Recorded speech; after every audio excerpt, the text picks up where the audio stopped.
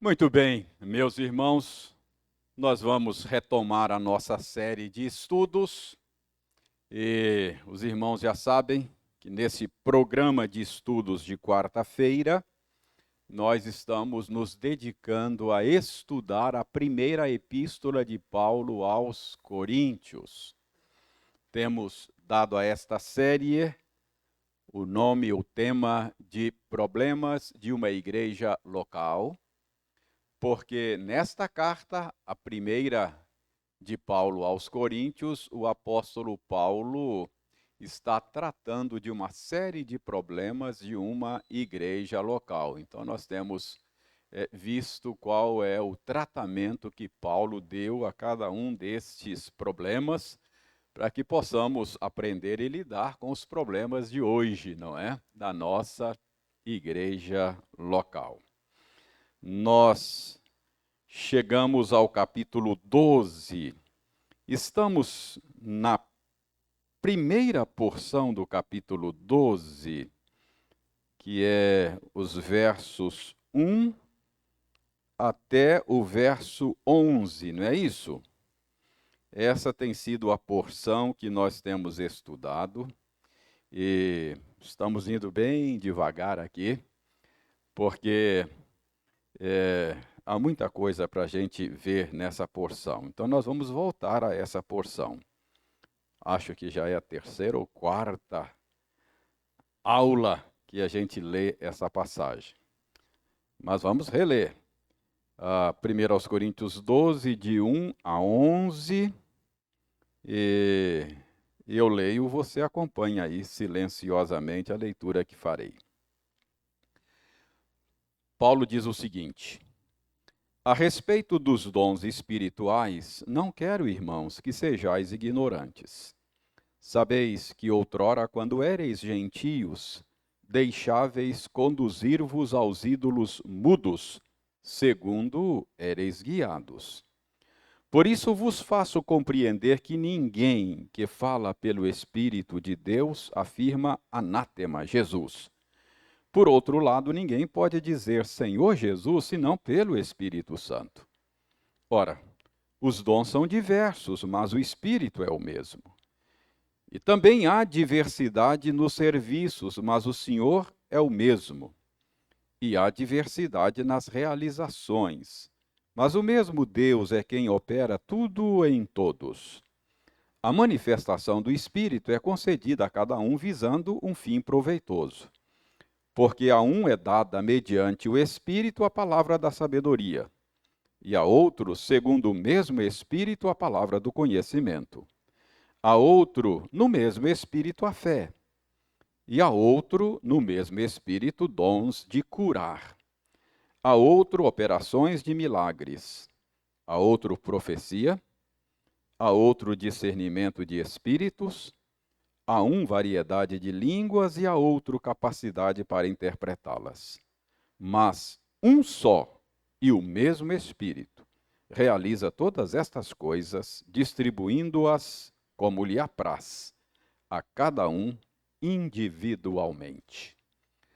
Vamos orar, pedindo ao Senhor que nos dê a graça de compreendermos bem o assunto que estamos estudando nesses dias, tão cheio de controvérsias, tão complicado.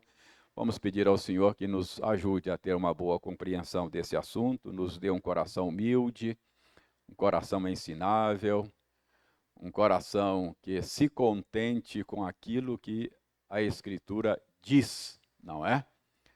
Calvino dizia que onde a Escritura silencia, nós devemos silenciar também. Então, a Escritura não foi escrita para satisfazer a nossa curiosidade, não é? Mas para nos ajudar a compreender quem é o nosso Deus e nos levar a amá-lo e a servi-lo de coração. Então vamos orar.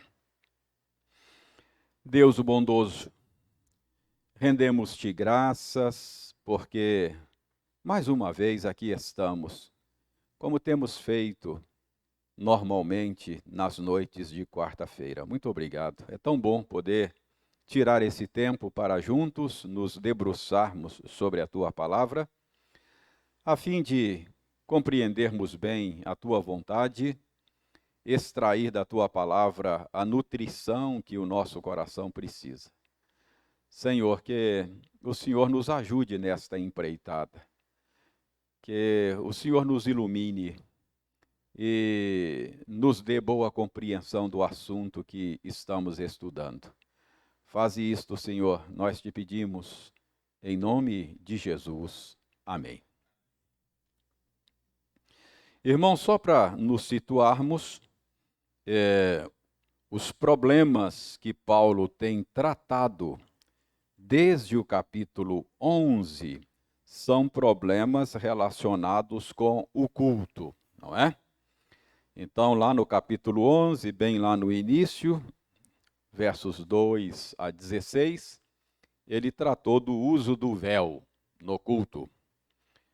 Depois ele tratou, versos 17 a 34, também do capítulo 11, ele tratou de problemas, divisões que estavam acontecendo na ministração da Santa Ceia, lá em Corinto. E quando chega no capítulo 12, ele começa a tratar de um outro assunto relacionado com o culto. Capítulo 12, 13 e 14. Então, são 3 capítulos para tratar desse assunto. Qual é o assunto? O assunto era um problema que existia na igreja em torno dos dons espirituais. Havia na igreja de Corinto crentes que se achavam mais espirituais do que os outros, porque haviam recebido de Deus a graça de certos dons espirituais. Haviam certos dons que eram bastante cobiçados, muito valorizados pela comunidade, e aqueles que detinham esses dons se achavam mais espirituais do que os outros. Então, havia divisões entre espirituais, não espirituais. Os desdobramentos eram muitos, porque alguns crentes se achavam, tinham um complexo de superioridade, se achavam superiores aos demais. Outros crentes tinham um complexo de inferioridade, e isso estava fazendo muito mal para a vida da igreja, e é sobre isso que Paulo começa a tratar aqui no capítulo 12. E vai até o capítulo 14. Então, tem muito chão para a gente caminhar nesse assunto. Essa porção que nós lemos, versos 1 a 11, nós dividimos em 3 blocos. O primeiro bloco já analisamos, que é o bloco com os versos 1, 2 e 3, e nós vimos que nesse primeiro bloco, Paulo está ajudando os seus leitores a identificar as pessoas espirituais no culto. Já que havia aqueles que se achavam mais espirituais, então Paulo começa mostrando qual era o critério para medir a espiritualidade. E nós vimos que o critério é a centralidade de Cristo. Já passamos por aí. Depois, Paulo, o segundo bloco, não é? No segundo bloco, que vai aí do verso 4 até o verso 7, Paulo passa a mostrar o disparate, passa a mostrar a tolice daquelas divisões. Ele mostra que os dons são diversos, mas o Espírito que capacita cada crente com o seu dom é o mesmo Espírito. Ele mostra que os serviços prestados por meio desses dons são diversos, mas um só Senhor é servido, Jesus Cristo. E ele diz que os crentes realizavam coisas diversas realizações, mas era o mesmo Deus quem realiza tudo em todos. Então, ao mostrar que no meio dessa diversidade de dons há unidade, Paulo mostra que aquelas divisões que estavam acontecendo lá, era simplesmente uma loucura, era uma tolice, não é? E além disso, Paulo mostra que os dons são concedidos visando um fim proveitoso, visando o bem comum da comunidade. Portanto, usar os dons como eles estavam usando para se acharem, para humilhar outros, para se sentirem importantes e melhores do que os outros, Paulo está dizendo, vocês não estão usando os dons para o fim proveitoso. Não é esse o propósito para o qual o Senhor concede dons ao seu povo, mas é para um fim proveitoso. Bom, aí, a partir do verso 8 até o verso 11, Paulo passa a mostrar exemplo desta diversidade de dons.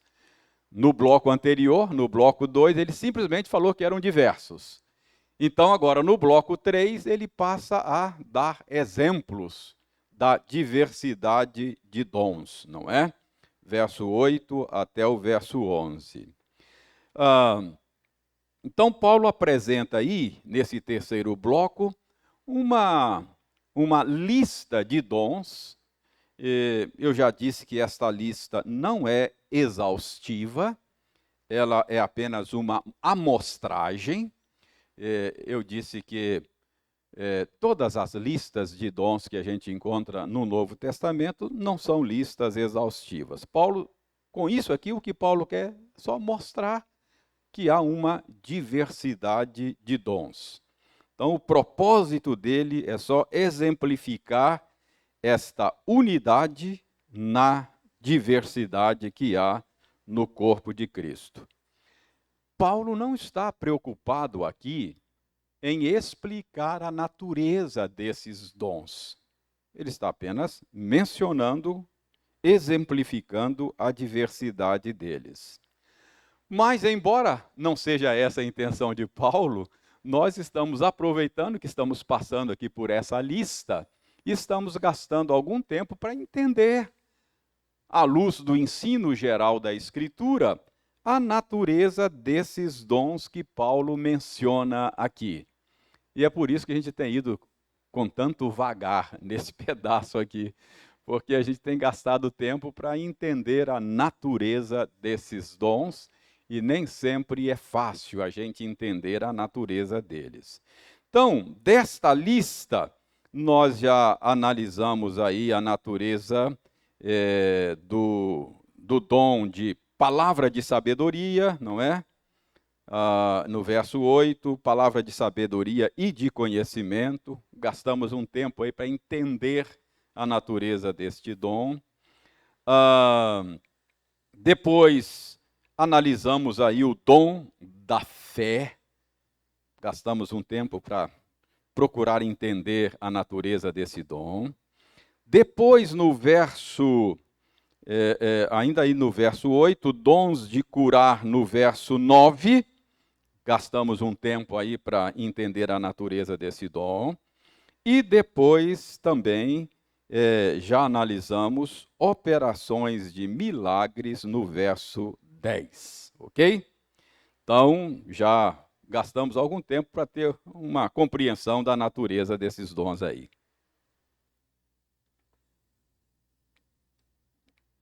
Agora, nós vamos analisar ainda no verso 10.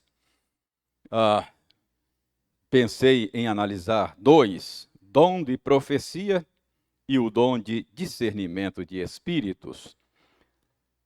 Mas eu não sei se a gente vai ter tempo de analisar os dois. Mas vamos lá. Eu creio que esses dois dons, eles estão estreitamente relacionados e talvez fosse interessante analisar a natureza dos dois juntos, não é? Mas então vamos ver que habilidade é essa habilidade espiritual que Paulo diz que o Senhor concede aos seus servos, e ele chama aqui de profecia, né? Dom de profecia, verso 10. Irmãos, para que nós possamos entender a natureza desse dom, desta habilidade, a gente precisa gastar algum tempo aqui para entendermos a natureza do profetismo bíblico, não é? Se a gente não olhar para esse dom, tendo como pano de fundo o profetismo bíblico, talvez a gente talvez nos escape a natureza desse dom. Então, o Ildeir leu conosco aqui o Salmo 19, e o Salmo 19 nos diz que o nosso Deus é um Deus que se revela, não é? Salmo 19 nos fala dos dois tipos de revelação que Deus nos dá. Na primeira parte do Salmo 19, o salmista diz que Deus se revela a nós por meio das obras das suas mãos. Os céus proclamam a glória de Deus e o firmamento anuncia as obras das suas mãos. Então, a criação é um modo pelo qual Deus se revela a nós. Olhando para as obras das mãos do Senhor, podemos conhecê-lo em alguma medida. Ele se revela por meio das obras das suas mãos. A gente, tecnicamente, chama isso de revelação natural, não é? Porque nos vem por meio da natureza, ou revelação geral, porque é uma revelação que alcança a todos indistintamente. Não há quem possa alegar ignorância, diz Paulo escrevendo aos Romanos. Mas esta revelação geral ou natural, o salmista diz que ela é uma revelação não verbal. Ele diz, não há palavras, e deles não se ouve nenhum som. No entanto, por toda a terra se faz ouvir a sua voz. É uma revelação que alcança o universo todo. Por isso que ela é chamada de geral. Não é? Só pelo fato de existir no mundo de Deus, você já é alcançado por essa revelação. O homem é indesculpável, diz Paulo. Então, mas essa é uma revelação não verbal. Mas aí na segunda parte do Salmo, nós vemos que o salmista nos fala de um outro tipo de revelação, que a gente chama de revelação especial, não é? Esta é uma revelação verbal. A partir aí do verso 7, se não me engano, do Salmo 19, né? A lei do Senhor é perfeita, o testemunho do Senhor é fiel. Ou seja, é uma revelação que Deus nos dá em palavras e que, sabemos hoje, ela foi registrada em um livro, a Bíblia. Então, esta é a revelação especial. Por que eu estou dizendo isso? Porque o profetismo é um dos meios que o Senhor usou para nos dar esta segunda revelação, essa revelação verbal, essa revelação especial. Então, o que é um profeta? O que significa profetizar? Vamos entender isso para entender a natureza deste dom. No nosso imaginário, profetizar significa prever o futuro, falar o que vai acontecer, não é? Quando você fala que vai acontecer, o Brasil vai ganhar amanhã. Você está profetizando. Não é assim? Ou o Brasil vai perder amanhã. Você está profetizando. Não é que é adivinhar o que vai acontecer amanhã. Então, profetizar no nosso imaginário é isso. Mas, tecnicamente, profetizar não significa isso. Profetizar é falar em nome de alguém. Profetizar, o profeta, ele é como um porta-voz. É alguém que fala em nome de outro. Isso é profetizar. É claro que no profetismo bíblico acontece vaticínios, previsão do futuro, mas profetizar não é essencialmente, não é, prever o futuro. O profeta, ele falava das promessas do Senhor, das ameaças do Senhor, e muito dessas promessas e ameaças estavam no futuro e elas aconteciam, não é?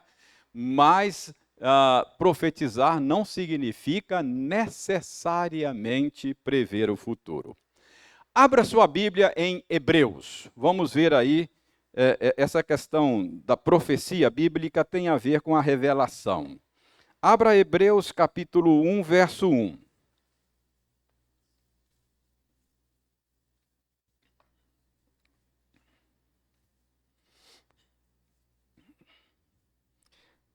Então veja bem aí. Hebreus 1, 1 diz o seguinte: havendo Deus, outrora, falado muitas vezes e de muitas maneiras aos pais pelos profetas. Então preste atenção.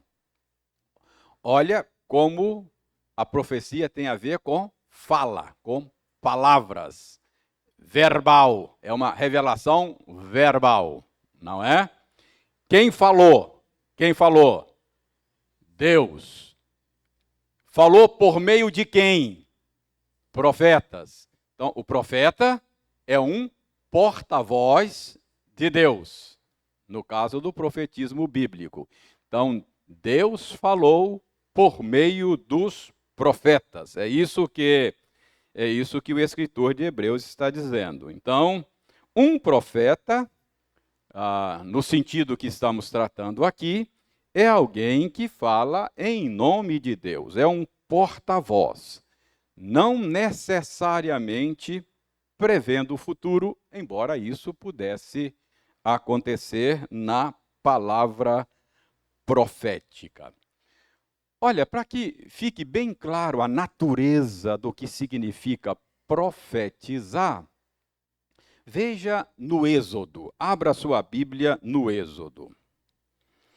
Êxodo capítulo 7. Êxodo capítulo 7. Verifique aí os 2 primeiros versos do capítulo 7 do Êxodo. No capítulo 7 do Êxodo, versos 1 e 2, dizem o seguinte, ó: então o Senhor lhe respondeu: eis que te encherei com o poder de Deus perante o Faraó, e teu irmão Arão será o teu profeta. Falarás tudo o que eu te ordenar. E Arão, teu irmão, será teu porta-voz junto ao Faraó, para que deixe partir da terra os filhos de Israel. O Senhor está falando para Moisés, não é? Moisés resistiu o chamado do Senhor para liderar o povo na saída do Egito, alegou que ele não falava bem, era pesado de língua, eu não sei exatamente o que significa isso, mas era alguma dificuldade com a fala. Aí Deus disse, não tem problema, eu arrumo um porta-voz para você. Eu arrumo um profeta, está aqui, um profeta. O Arão vai ser o teu profeta. Você fala para o Arão fala para o Faraó. Então ele vai ser o teu porta-voz. Está claro o que significa profetizar? Não necessariamente prever o que vai acontecer no futuro, mas falar em nome de alguém. Isso fica claro aí no verso 7. Então, naquele verso anterior, Hebreus 1:1, nós ficamos sabendo que, ao se revelar no passado, Deus lançou mão do expediente profético. Diz lá, tendo Deus outrora falado, muitas vezes, de que maneira? Pelos profetas, aos pais pelos profetas. Então, o escritor de Hebreus está nos revelando que o Senhor Deus, no processo de se revelar a nós, de revelar a sua vontade ao seu povo, ele se serviu do profetismo, não é? Do ministério profético. Então, um dos meios usados por Deus foi o ministério profético. Não foi o único. O escritor de Hebreus diz que Deus falou muitas vezes e de muitas maneiras. Mas o ministério profético foi uma das maneiras que ele usou para se revelar ao seu povo. Não foi a única maneira. Por exemplo, nós sabemos que Deus se serviu daquilo que nós chamamos hoje de teofania. Teofania. O que é uma teofania? Uma teofania é uma manifestação visível do Deus invisível. Algumas vezes Deus se revelou por meio de teofanias. Isto é, a presença de Deus, muitas vezes, ela se tornou observável, ela se tornou palpável, perceptível aos sentidos humanos, não é? Algumas vezes Deus manifestou a sua presença por meio de uma nuvem, uma coluna de nuvem. Lembra quando o povo estava lá viajando pelo deserto e Deus manifestou a sua presença por meio da coluna de nuvem durante o dia, coluna de fogo, não é? Isto é uma teofania. A presença de Deus se tornou visível. Nós cremos que Deus está aqui, não é? Mas nós não podemos perceber a presença dele com os nossos sentidos. Nós sabemos que ele está aqui pela fé, nós temos essa certeza. Fé é a certeza de coisas que não se veem. Então a presença de Deus não é vista, mas nós cremos que ele está aqui. Mas houve momentos na história da revelação de Deus ao seu povo que a presença de Deus se tornou percebida aos sentidos. Por exemplo, lembra lá quando Moisés estava lá cuidando do rebanho do seu sogro, não é? Do Jetro, o xará do Jetro ali, cuidando lá do rebanho, e de repente ele olhou lá assim, um arbusto pegando fogo lá, uma sarça, não é? E ele observou que aquela sarça, aquele processo de combustão, era interminável, não é? A sarça ardia e não se consumia. Ele achou aquilo estranho e ele se aproximou lá para verificar aquele fenômeno. E era uma teofania, era uma manifestação da presença de Deus. Deus se manifestou a ele e falou com ele, não é? Então, isso é uma teofania. A gente canta isso no hino 13, lembra? Se nos cega o sol ardente, quando visto em seu fulgor, quem contemplará aquele que do sol é criador? Ou seja, se você não consegue olhar para o sol assim, ó, imagina o brilho daquele que criou o sol. Se o sol te deixa cego, E o brilho daquele que criou o sol, que é mais intenso, não é? Quem contemplará aquele que do sol é criador? Não é?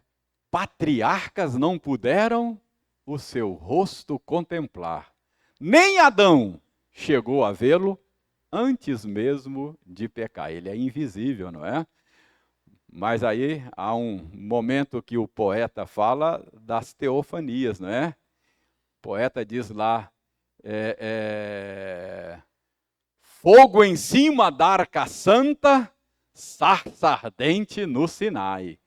São figuras desta glória, não é? É uma manifestação dessa glória. Então, fogo, sarça, então são teofanias, ok? Então, esse foi um dos modos que Deus empregou para se revelar. Agora preste bem atenção. Os estudiosos, ao estudar o processo de revelação, eles percebem, alguns, né? Bons estudiosos percebem que parece que houve tempo em que um desses modos de revelação sobressaía. Deus, soberanamente, escolhia usar uma determinada maneira de se revelar. Tendo Deus outrora falado aos pais, de muitas maneiras, aos pais pelos profetas. Então, eu estou dizendo tudo isso aqui para mostrar que alguns estudiosos entendem que houve um tempo que Deus usou muita teofania, essa foi uma das maneiras, mas depois parece que houve uma transição da revelação teofânica para a revelação profética. Parece que houve uma transição. Deus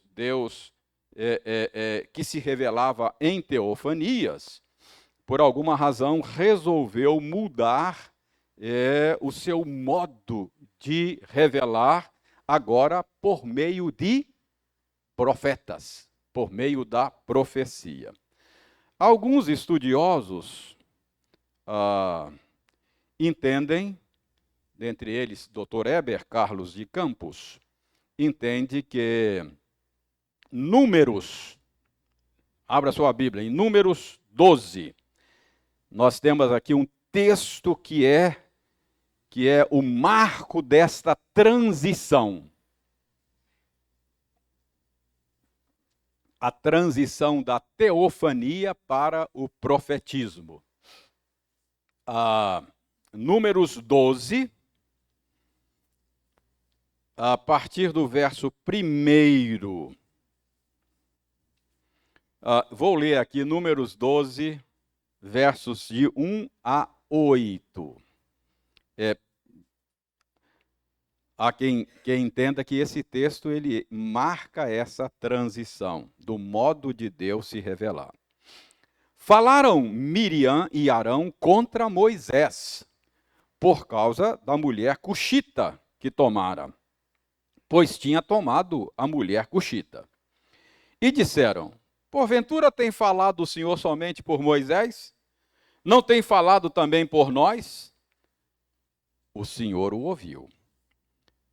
Era o varão Moisés muito manso, mais do que todos os homens que havia sobre a terra.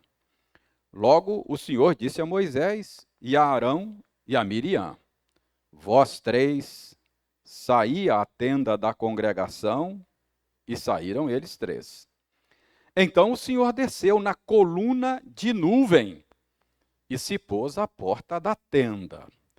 Depois chamou a Arão e a Miriam, e eles se apresentaram. Então disse, ouvi agora as minhas palavras. Se entre vós há profeta, eu, o Senhor, em visão a ele, me faço conhecer, ou falo com ele em sonhos. Não é assim com o meu servo Moisés, que é fiel em toda a minha casa. Boca a boca falo com ele, claramente, e não por enigmas, pois ele vê a forma do Senhor. Como, pois, não temestes falar contra o meu servo, contra Moisés? Preste atenção no que está acontecendo. Aí o verso 1 diz que Miriam e Arão criticaram Moisés, falaram contra Moisés, porque Moisés tinha se casado com uma mulher estrangeira, não é? Mas o verso 2, dê uma olhada no verso 2, porque, embora diga aí que a razão era porque ele havia se casado com uma mulher estrangeira, o verso 2 parece indicar que rolava aí alguns ciúmes da liderança de Moisés. Porque Moisés era aquele com quem o Senhor falava. E falou várias vezes, eu citei ainda há pouco aqui a questão da sarça, né? Falou várias vezes por manifestações teofânicas. E, por alguma razão, por causa deste privilégio que Deus soberanamente deu a Moisés, parece que rolou aí uns ciúmes, não é? Despertou aí alguns ciúmes em Miriam e Arão. O verso 3 diz que Moisés era um homem manso. Mudou, né? É interessante como é que a gente vê que Moisés mudou, porque Moisés matou um sujeito lá no Egito, fugiu, não é? Fugiu, mas Deus muda as pessoas, né? Agora aqui ele é tido como um homem manso. E parece que não se importou muito com a oposição. Então havia essa oposição à sua liderança lá. Embora Moisés não tenha se importado, final do verso 2 aí diz que o Senhor ouviu a ciumeira. Não está aí no final do verso 2? Moisés não se importou, mas o Senhor se importou. Não é? O Senhor se importou e tomou as dores de Moisés, não é? Então, o Senhor ouviu a ciumeira. O que o Senhor faz? O Senhor convoca uma reunião de liderança. Convocou aí a reunião de liderança, não foi? Miriam, Arão, Moisés, marcou reunião lá na porta do tabernáculo. Vamos fazer uma reunião de liderança aqui e acertar as coisas, né? Acabar com a ciumeira. Aí então vem a partir do verso 6. Os estudiosos entendem que aqui Deus está marcando um novo modo, uma transição do modo teofânico para o modo profético. Ouvi agora as minhas palavras. Se entre vós há profeta, eu, o Senhor, em visão a ele, me faço conhecer ou falo com ele em sonhos. Não é assim com o meu servo Moisés. Ou seja, agora eu vou usar um novo modo de falar. Até agora eu falava com Moisés face a face, não é? Sem intermediário. Lembra quando Deus deu os 10 mandamentos, o Moisés subia lá, depois descia, falava com o povo, não é? Então, Deus agora diz que, com Moisés, ele falava boca a boca, face a face, claramente, não por enigmas. Então, imediatamente, né? Sem uso de meios. Mas agora, ele diz que vai falar por meio do ministério profético. Então, eu estou mostrando isso para dizer que alguns estudiosos entendem que aqui o Senhor mudou o modo de revelar a sua povo. Agora o profetismo passa a ser a maneira principal. Tendo Deus outrora falado muitas vezes, de muitas maneiras, aos pais, pelos profetas, não é? Então, sobretudo nos dias do Antigo Testamento, Deus revela a sua vontade ao povo por meio dos profetas, não é? E como eu disse, eles eram porta-vozes do Senhor, e as ameaças, quando o povo desobedecia ou andava por caminhos tortuosos, se deixava levar pela idolatria, então Deus levantava o profeta, e o profeta falava ao povo e ameaçava de juízo, e muitas vezes isso significava predizer o que ia acontecer. E também promessas, não é? O evangelho do Antigo Testamento é o evangelho da promessa.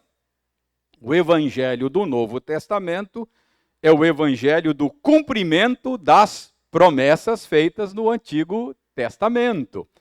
Então, por exemplo, os profetas que falavam em nome de Deus no Antigo Testamento, muitas vezes prediziam, falando das promessas do Senhor. Vamos lembrar aqui algumas? Miqueias, 700 anos antes do nascimento do Messias, o Miqueias predisse que o Messias nasceria numa pequena vila chamada Belém. Lembra? E tu, Belém Efrata, pequena demais para figurar dentre as milhares de Judá, de ti me sairá aquele que há de reinar em Israel. Essa é uma predição profética, mas é revelação do plano redentor que Deus está executando na história. Joel profetizou, anunciou o Pentecostes, a vinda do Espírito Santo para ficar para sempre conosco. Não foi isso? Quando o Espírito Santo veio, lembra lá do texto do Pentecostes, pessoal ficou sem entender o que estava acontecendo, e Pedro explicou: o que está acontecendo aqui é o que foi dito pelo profeta Joel, não é? Então, Joel previu que chegaria um dia em que Deus derramaria do seu Espírito sobre toda a carne, não é? O Espírito que era dado ocasionalmente a pessoas especiais, profetas, sacerdotes, reis, seria no futuro derramado sobre todos, não é? Quem não tem o Espírito de Cristo, esse tal não é dele. Então, cumpriu-se lá no Pentecostes. Isaías, lembra? Isaías profetizou de uma maneira tão clara sobre o sofrimento do Messias, falou do Messias como um servo sofredor, lá no capítulo 53, que parece que ele está falando depois da crucificação, não é? Diz lá que ele foi entregue pelas nossas transgressões, não é? O castigo que nos traz a paz estava sobre ele, pelas suas pisaduras fomos sarados. Enfim, então percebam aí como é que Deus revelou a sua vontade, o seu plano redentor ao seu povo por meio do ministério profético. Ocasionalmente, isso implicava predizer o futuro. Então, agora, notem que o escritor de Hebreus diz que o profetismo, nos termos do Antigo Testamento, é coisa do passado. Veja aí, ele diz: tendo Deus outrora falado aos pais pelos profetas, nestes últimos dias, ele nos falou de um modo diferente. Nos falou pelo Filho. Então, parece que o profetismo agora, nos termos do Antigo Testamento, é encerrado, não é? A vinda de Jesus ao mundo, que é o profeta maior, o profeta por excelência, é o cumprimento do profetismo do Antigo Testamento. Porque agora, Jesus é aquele profeta que é Deus em pessoa, entre nós, encarnado entre nós. Então, veja bem, não é difícil a gente perceber esse movimento do fim do profetismo do Antigo Testamento. Parece que fica claro. Abra Lucas, capítulo 16. Lucas 16, e veja o verso 16. Veja se você não consegue perceber um movimento agora do fim do profetismo. Nós vimos lá o movimento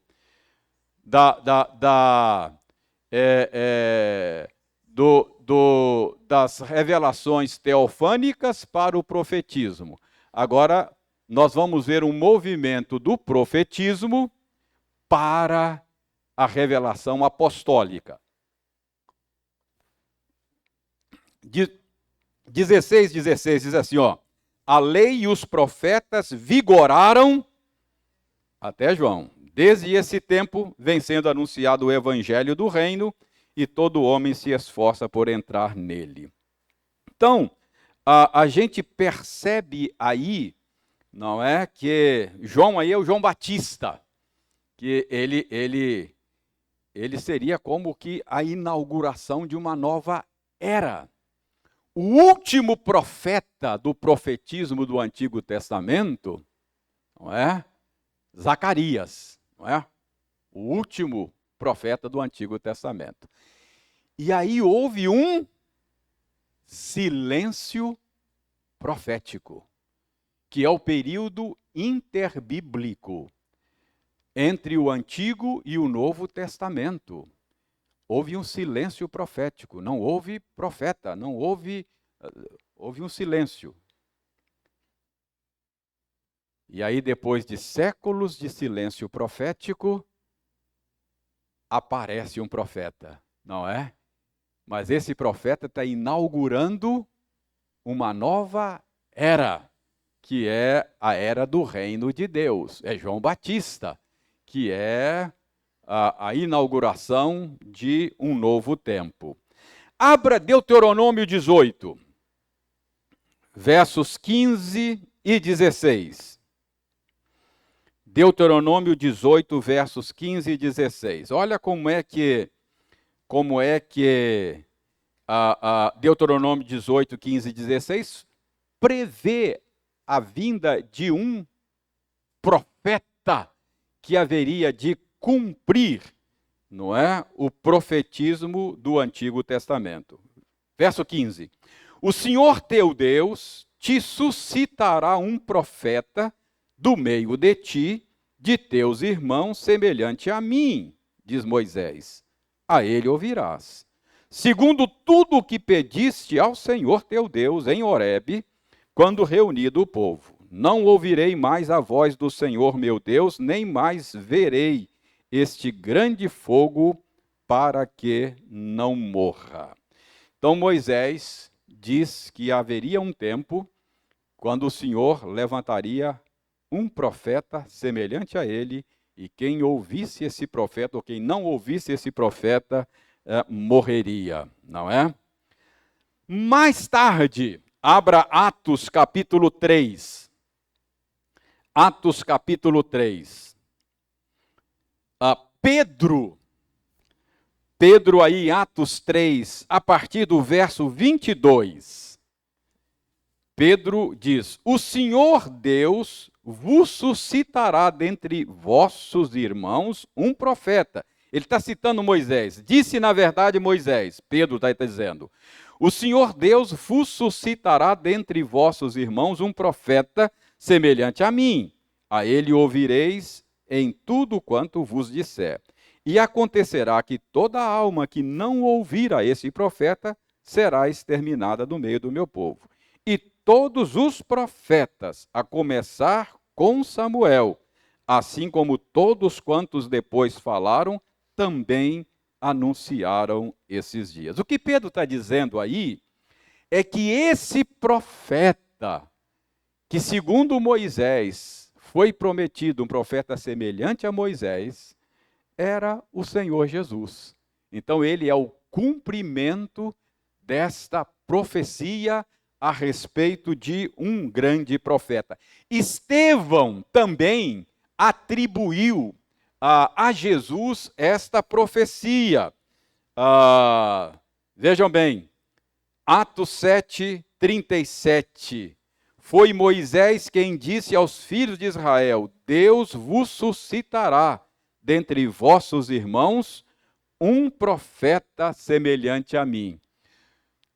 Estevão, Pedro, eram acusados de estar trazendo, falando, ao anunciar Jesus, ao dizer que Jesus cumpria as promessas do Antigo Testamento, diziam que eles estavam falando contra Moisés. Então, o que eles estão mostrando aqui? Não, Jesus é o profeta que o próprio Moisés disse que viria.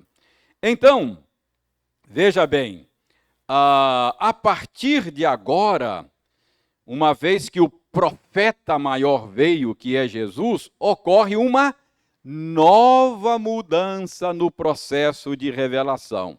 Agora, na era do Novo Testamento, o equivalente ao ministério profético do Antigo Testamento é o ofício apostólico. Os apóstolos, escolhidos pelo próprio Senhor Jesus, são aqueles incumbidos agora de serem os porta-vozes da revelação de Deus no Novo Testamento. Eles é que receberam de Jesus as instruções a respeito do ministério de Jesus e da obra de Jesus. Então, os apóstolos, a última palavra de Deus nos foi dada pelo Filho. E os apóstolos são aqueles que foram escolhidos para interpretar para nós a pessoa e a obra de Jesus. Então, o que eu estou dizendo aqui é que houve novamente uma transição. Vê se você consegue pegar. Houve um tempo que Deus falou por meio das teofanias. Deus falou por meio do ministério profético, o profetismo do Antigo Testamento.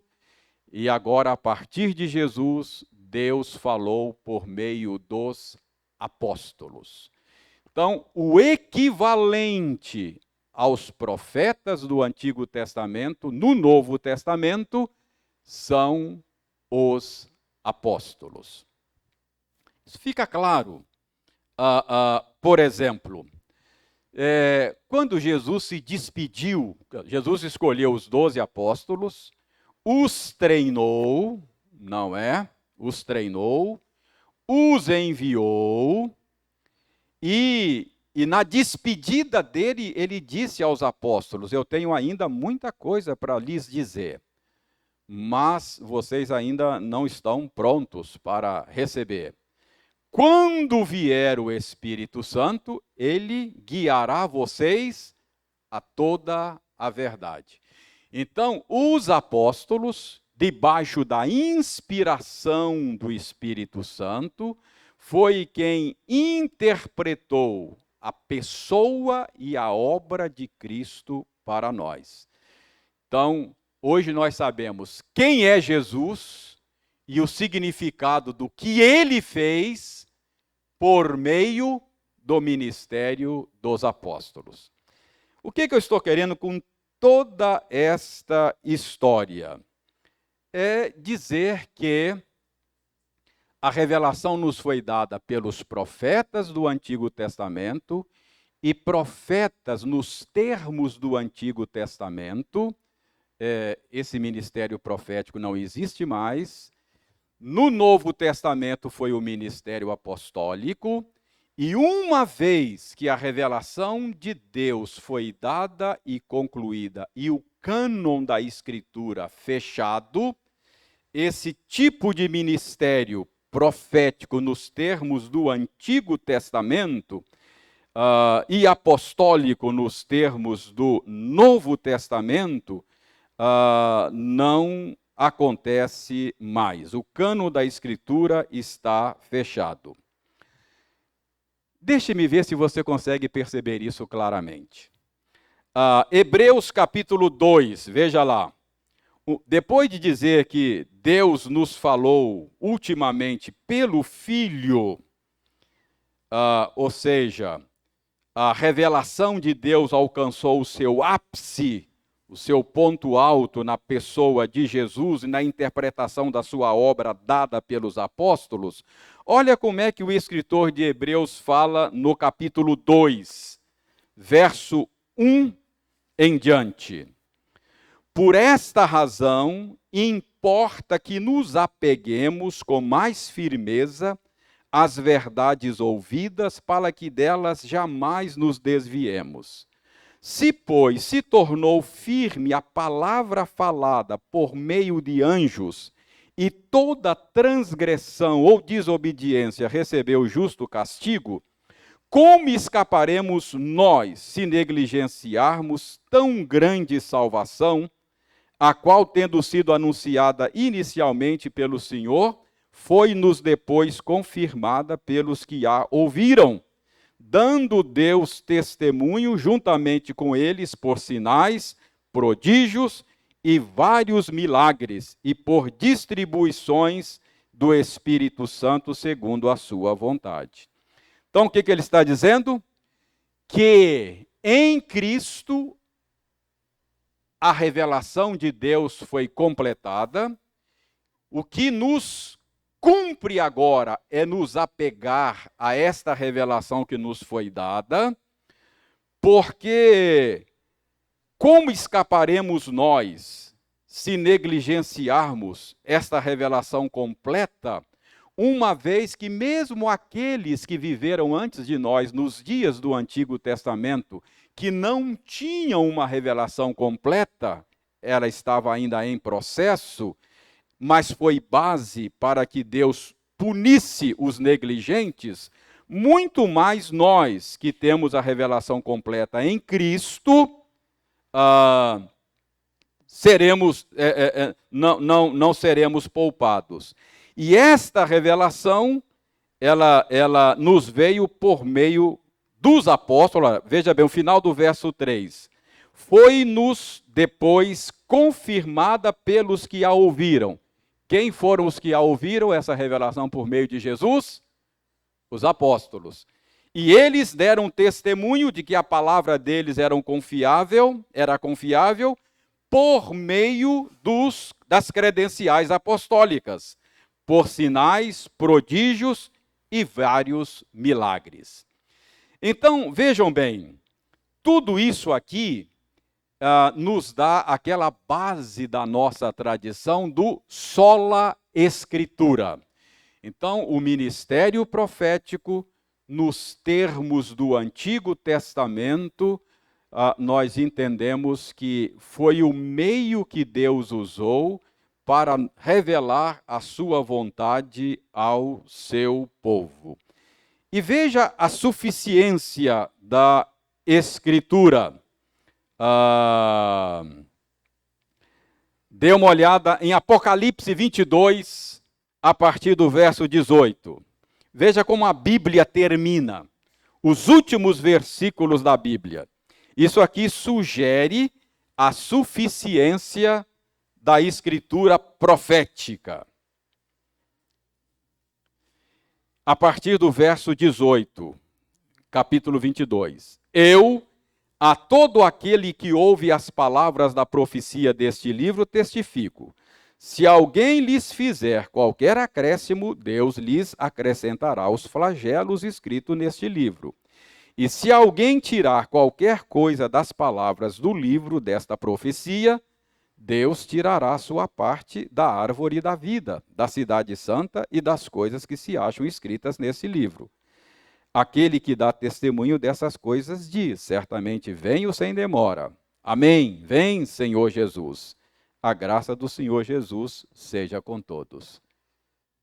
Esse modo de terminar o texto sugere suficiência. Não há nada a ser acrescentado e nada pode ser tirado. Então, é a suficiência da palavra profética. Então, deste modo, diz Paulo escrevendo aos Efésios, que a igreja está sendo edificada sobre o fundamento dos apóstolos e profetas. Então, aquilo que nos veio da parte de Deus por meio dos apóstolos e profetas, constituem o alicerce sobre o qual a igreja está sendo edificada. Isso significa que nós não podemos proclamar, ensinar absolutamente nada novo que não tenha sido ensinado já pelos apóstolos e profetas. Conclusão óbvia: nós não temos mais apóstolos e não temos mais profetas nesses termos. Os profetas do Antigo Testamento continuam presentes hoje, e a gente ouve eles aqui nos nossos cultos, não ouve? A gente não lê Isaías, Jeremias, eles continuam falando, presentes, a palavra profética e a palavra apostólica. Bom, mas você vai dizer assim, é dos profetas do Antigo Testamento que Paulo está falando na passagem de hoje, que Deus concede o dom de profecia. Aqui nós precisamos fazer uma distinção. Eu disse tudo isso e gastei esse tempo todo para você não confundir o ofício profético com o dom da profecia. A diferença. Os estudiosos fazem uma distinção. O Paulo não está falando, na passagem de hoje, do ofício profético nos termos do Antigo Testamento. Então, qual é o papel desses profetas do Novo Testamento a respeito do qual o nosso texto fala hoje? Deixa-me rapidamente aqui, me dê só 5 minutos para eu fazer a distinção. Primeiro, diferentemente desse tipo de profeta que eu acabei de falar agora, chamado profetas do Antigo Testamento, do ofício profético, o profeta do Novo Testamento não traz uma palavra de Deus aplicável de maneira universal. A palavra deste dom profético não estabelece como o ofício profético os fundamentos da igreja. Esse tipo de dom de profecia que Paulo menciona na passagem de 1 aos Coríntios hoje, eram profetas de igrejas locais.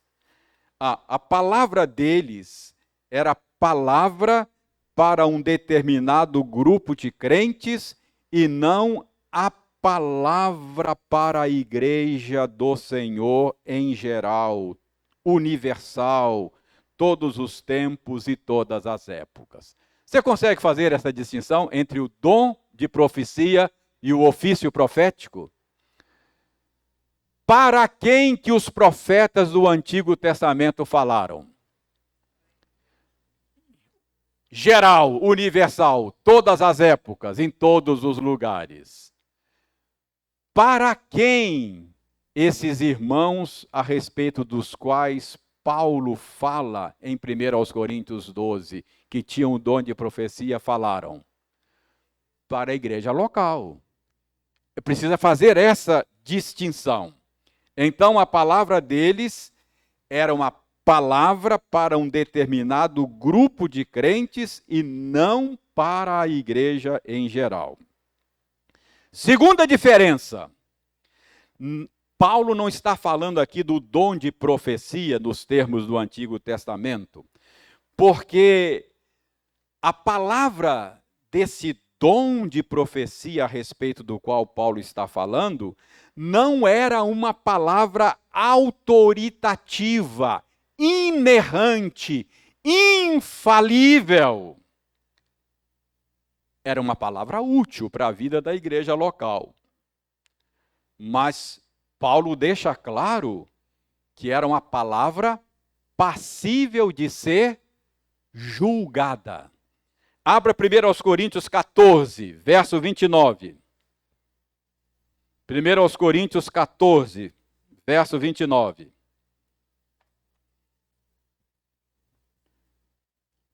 Alguém quer ler aí?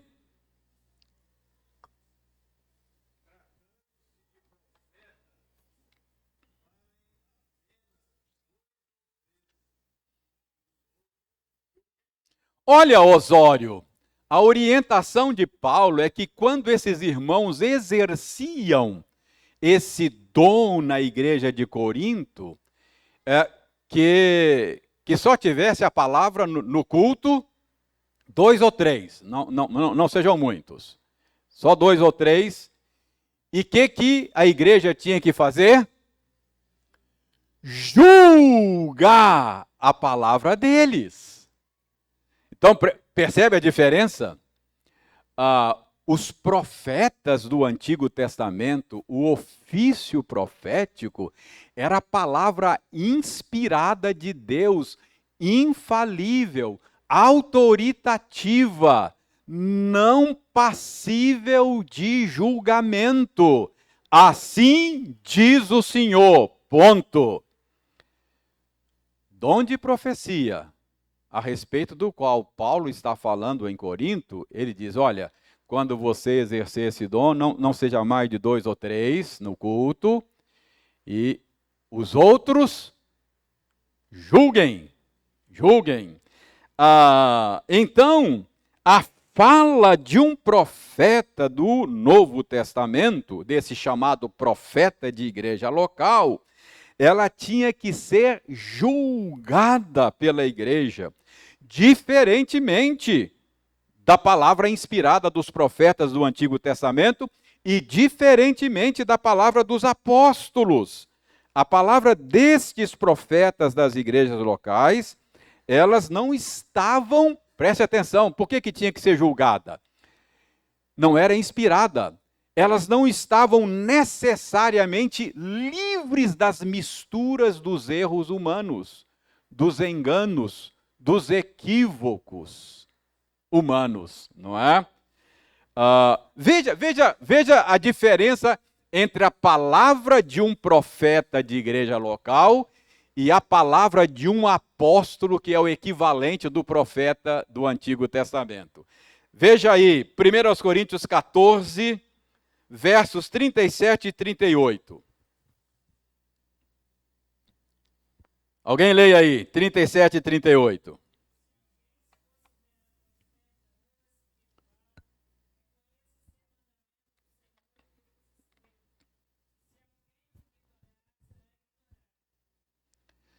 Você percebe a diferença entre a palavra de um apóstolo e a palavra de um profeta da igreja local?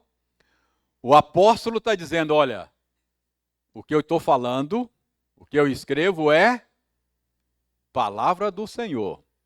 Se alguém ignorar, será ignorado. Quanto ao ministério do profeta da igreja local, Paulo diz, julguem, não é? E a pergunta é, se era para julgar, com que critério julgar? Qual era o critério? A revelação dada por meio dos profetas do Antigo Testamento e dos apóstolos, não é? como o processo de revelação estava sendo ainda desenvolvido, era a revelação tida no momento. Hoje nós já temos a revelação, o cânon fechado. Então, esse dom profético não é o mesmo de um profeta do Antigo Testamento, é diferente, é um profeta de igreja local, passível de ser julgado. Isso significa que essa palavra profética para a igreja local precisa estar de acordo com o fundamento dos profetas e dos apóstolos. Está claro isso para vocês, que é diferente esse dom de profecia aqui, não é? E a pergunta é, qual é o propósito desse dom na igreja local? Capítulo 14, verso 3. Qual é o propósito? Esse dom de profecia dado para profetas de igreja local, que é diferente do ofício profético, qual é o propósito? 14, 3.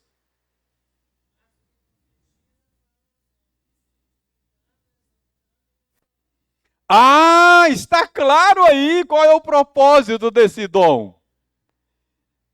Edificar, exortar, consolar. Então, veja bem,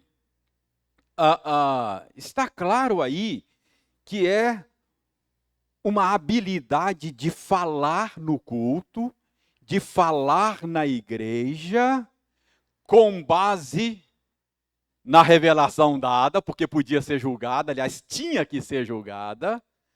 Com que propósito? Edificar, exortar, consolar. Percebe qual é o dom profético aí? Acho que há muita confusão, não é? Muita gente, quando lê isso aqui, pensa que Paulo está falando assim, que é aquele dom assim, ó. Irmãos, o Senhor está me dizendo aqui que tem alguém aqui hoje que está com problema com o seu filho adolescente. E o Senhor está me dizendo aqui que, percebe? Esse é o dom de profecia na cabeça de muita gente hoje. Ou o Senhor está me dizendo aqui que, não é? Está com problema financeiro, quem não tem? Percebe qual é o ponto aqui? Ok. Eu não estou dizendo, Deus pode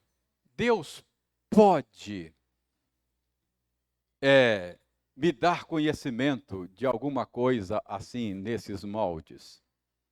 Eu não vou dizer que Deus não possa. Deus pode tudo, Ele faz o que Ele quiser, não é? Deus pode tudo. Minha pergunta é disso que Paulo está dizendo? Acho que não. Acho que não é isso que Paulo está dizendo. Esse é o modo de Deus estar agindo. Deus pode me dar revelar coisas ocultas assim? Pode, se Ele quiser. Mas acho que não é isso que Deus está, não é o modo pelo qual Deus está operando. Então, aqui está dizendo, essa é outra conclusão, né? Ou seja, o propósito desse dom é edificar, exortar e consolar. E para terminar, fica claro aqui também que ao exercer esse dom na igreja, a pessoa que o exerce, pelo que Paulo diz aqui, está de posse das suas faculdades mentais. Portanto, não é uma experiência de transe. Abra aí, 1 Coríntios 14 ainda, verso 37. O que diz aí o verso 37?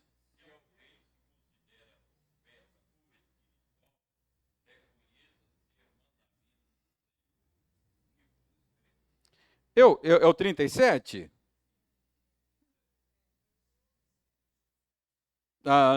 Então, eu estou com a anotação errada aqui. Onde Paulo diz aí, os espíritos dos profetas estão sujeitos. 32. Os espíritos dos profetas estão. Por que Paulo está dizendo isso? Porque Paulo tinha limitado, só fala 2 ou 3, não é? Então Paulo já está prevendo, que ele fala, Paulo, não é o caso de alguém dizer assim, não posso, a revelação vem, o impulso do Espírito vem, e eu não posso me controlar. Então Paulo dizendo, não, o Espírito do profeta está. Então, no exercício desse dom, Paulo entende que aquele que exerce o dom está de posse das suas faculdades mentais. Então, irmãos, que tipo de habilidade é esta? Acho que está claro. Esse tipo de habilidade, que Paulo chama de dom de profeta, seria a habilidade de trazer à igreja uma palavra que seja baseada na Escritura, porque a igreja vai julgar a partir da Escritura, uma palavra que possa exortar, edificar, consolar, uma palavra que se aplique a uma situação específica de uma igreja local. Não é uma palavra destinada à igreja no sentido universal, todas as épocas de todos os lugares. O profeta da igreja local é aquele sujeito que tem uma habilidade de falar a partir da Escritura as necessidades de uma comunidade de crentes, trazendo consolação, exortação, não é? Edificação.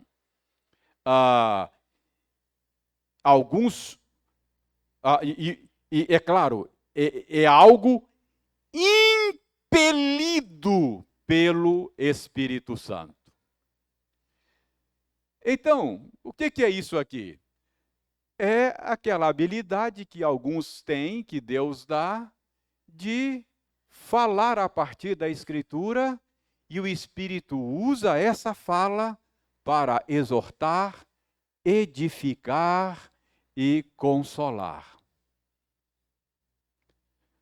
Se você quiser dizer que eu estou aqui exercendo um dom profético desses termos, é isso que a gente faz. É claro, eu posso falar e o Espírito não usar isso e não fazer nada e não beneficiar você, senão naturalmente, intelectualmente.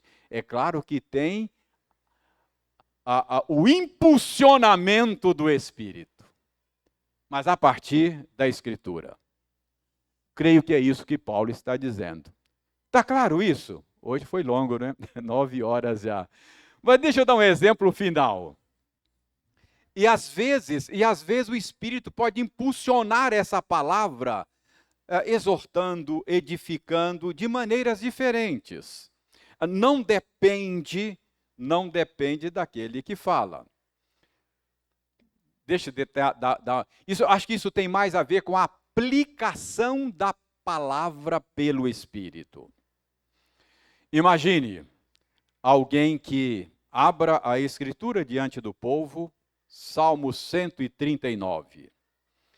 E ele diz: meus irmãos, o que o Senhor Deus está dizendo a nós aqui nesse salmo é que nós estamos sempre diante da face dele. Não há como você fugir da face do Senhor. Você pode ir para o fundo do mar, você pode subir lá na montanha, você pode estar na escuridão, você está sempre diante da face do Senhor. Deus vê você 24 horas por dia e vê profundamente. Ele viu você, você não era nem a substância, você ainda era uma substância informe. Não tinha nem sido formado no útero da sua mãe, Deus já via você. Você nem falou ainda, Deus já sabe o que você vai falar. Aí vai falando para você essa palavra, não é? Agora imagine que tem uma pessoa que está abatida, triste, ninguém sabe das minhas dores, ninguém me ama, ninguém me quer, não é? Está deprimido. O Espírito Santo pega isso, essa palavra, e faz ele entender, olha, Deus se importa com você, Deus sabe da sua dor, Deus conhece aquelas lágrimas que molham o seu travesseiro, Deus conhece as suas preocupações, a sua angústia, Deus sabe, ninguém sabe aqui, mas Deus sabe. Aí essa palavra traz o quê? Consolo, não é? No mesmo ambiente, talvez tenha alguém vivendo uma vida dupla. Ele fala, Deus sabe. Deus sabe. Meu Deus. Minha esposa não sabe, mas Deus sabe. Tenha misericórdia de mim. Aí o Espírito Santo pega essa palavra e exorta. Percebe? Isso é ministério profético para o bem da igreja. Entendeu? É assim que eu entendo essa habilidade. Que Deus nos dê bons profetas, gente que maneja bem a palavra da verdade, gente que consegue aplicar a verdade na vida da gente, e que o Espírito Santo use isso para consolar, para edificar, para exortar. Ok? Então, graças a Deus, eu creio que essa é a natureza do dom de profecia do Novo Testamento. É profeta de uma igreja local, diferente dos profetas do Antigo Testamento. O equivalente no Novo Testamento aos profetas do Antigo são os apóstolos. Palavra de profeta do Antigo Testamento e palavra de apóstolo, a gente não discute. Agora, palavra de profeta de igreja local, você julga. Você pode pegar e julgar. O que eu falar aqui, você julga. Olha, não é bem assim. Percebe? Essa é a diferença.